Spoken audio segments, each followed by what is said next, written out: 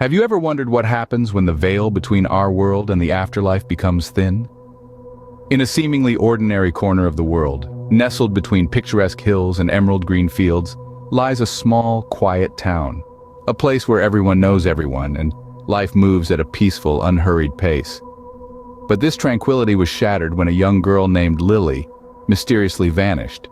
Lily was just an ordinary girl with freckles dotting her cheeks and a constant smile that could light up any room. One day she simply didn't return home from school, and the town was thrown into a state of confusion and dread. The townsfolk rallied together, combing through every inch of the surrounding forests, fields, and even the murky depths of the local lake. The usually quiet town was filled with the echoes of search parties calling out Lily's name, their voices bouncing off the hills and disappearing into the cold, silent night. The local police force, barely equipped to handle such a large-scale operation, was overwhelmed with the gravity of the situation. As the days passed, the town's initial shock gave way to a pervasive sense of despair.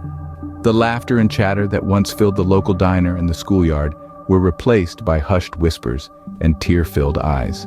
Parents held their children a little tighter, and the once busy streets lay deserted after sundown, as fear gripped the heart of the small town. But as days turned into weeks, hope of finding Lily alive began to fade. The search parties grew smaller, and the pleas for Lily's safe return became less frequent. The town was slowly accepting a grim reality. Yet, as the town mourned, strange occurrences began to take place. Shadows danced in the corner of the eye, whispers echoed in empty rooms, and an unnatural chill lingered in the air. Little did they know the real mystery was just beginning. The eerie calm that followed Lily's disappearance was soon shattered by inexplicable occurrences. The once peaceful town was now a breeding ground for the unknown, the unseen, and the unimaginably eerie. As the days turned into weeks, the town began to bear witness to strange incidents that chilled the bones of even the bravest. Ghostly apparitions of Lily began to appear, her phantom form glimpsed in dark alleyways and in the quiet corners of homes. Her spectral image was not one of peace, but of a tormented soul trapped between the realms of the living and the dead. But it was not just her apparitions that haunted the town. Objects began to move on their own, as if guided by an invisible hand. Doors creaked open at the dead of night, toys danced without being touched, and whispers echoed from the walls. A cold chill ran through the town as the realization dawned. They were not alone. The veil between our world and the next was thinning, and something was trying to break through. The townsfolk tried to grapple with these supernatural phenomena. Some sought solace in prayer, others in the comfort of denial. But the haunting was relentless, growing in intensity with each passing day. The once bustling town was now a ghost of its former self, as fear gripped the hearts of its inhabitants. Fear, however, soon turned into terror.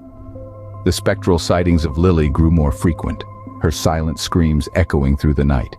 The objects moved with more force, shattering against walls and floors. The whispers grew louder, more frantic, filling the silence with their desperate pleas. As the haunting grew more intense, the town's fear turned into terror. The townsfolk, once a close-knit community, now lived in isolation, afraid of what lurked in the shadows. The once vibrant town was now silent, save for the eerie whispers and the chilling wind. Something had to be done. The haunting had begun, and there was no telling when or if it would ever end. In desperation, the town turned to a psychic named Madame Zara, hoping she could provide some answers. Madame Zara, a woman with a reputation for piercing the veil of the unknown, arrived with an aura of intrigue and mystique. Her first encounter with the town was one of profound discomfort. She felt a chill, a prickling sensation at the back of her neck, as if the very air was saturated with a heavy, unseen dread. It was as if the town itself was a living entity, echoing with the silent screams of an unresolved past. The energy was palpable, an invisible shroud of despair that clung to the cobblestone streets and the weathered facades of the buildings. Madame Zara knew, with a sinking feeling in her gut, that she was about to uncover something truly unsettling.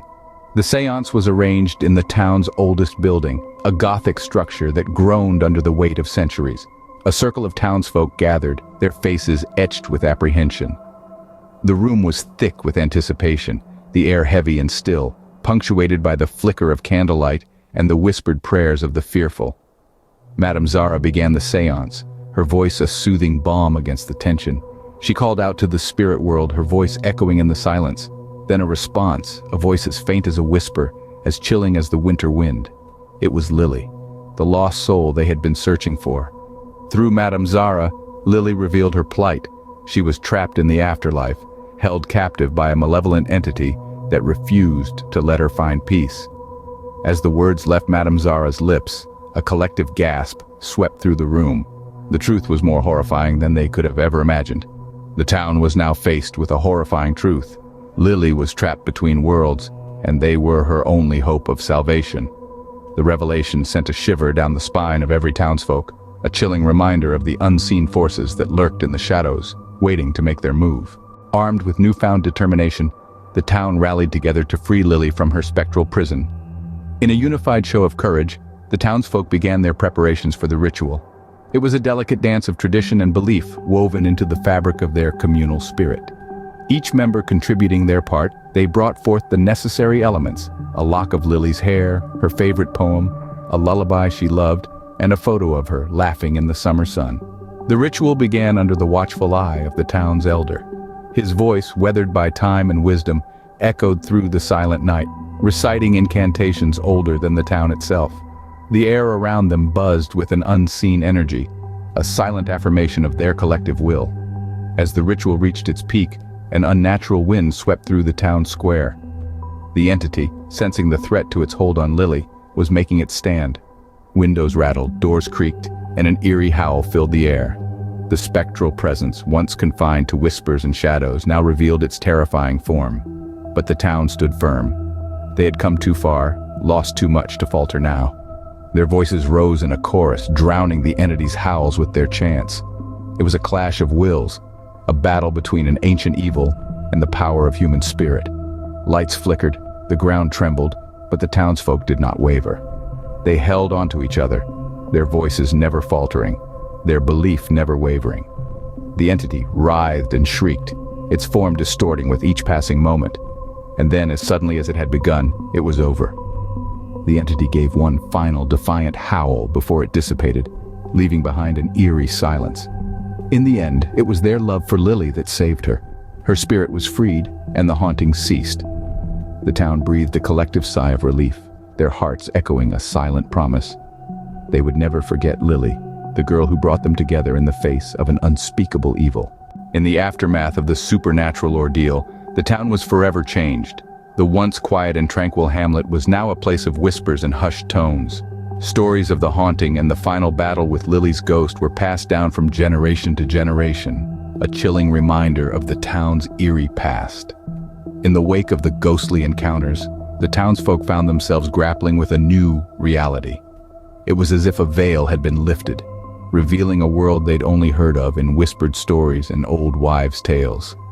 But instead of driving them apart, this shared experience brought them closer together.